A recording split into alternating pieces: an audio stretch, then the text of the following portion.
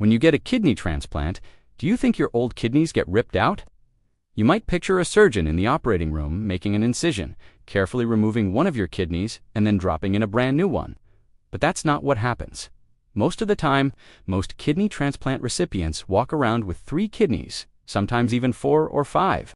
And it's not like the old kidneys are tucked away in some hidden compartment. They stay right where they were, just a little lower.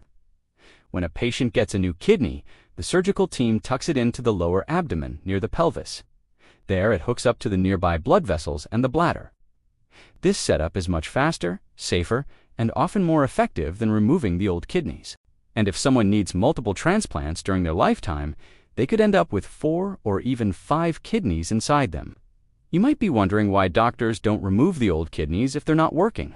Well, it's risky to remove an organ unless it's absolutely necessary. Taking out the kidneys could cause heavy bleeding, infection, or other complications.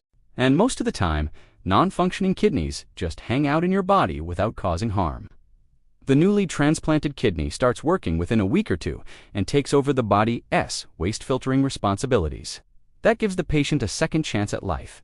But this new organ is an allograft, meaning it came from someone else. So the patient's immune system sees it as a foreign invader and it tries to attack. To prevent that, patients must take immunosuppressive drugs every single day for the rest of their lives. These meds make the body more vulnerable to infections and certain cancers. But it's a small price to pay for a working transplant. Dialysis, on the other hand, is a much bigger burden. It requires being hooked up to a machine for hours at a time, several times a week.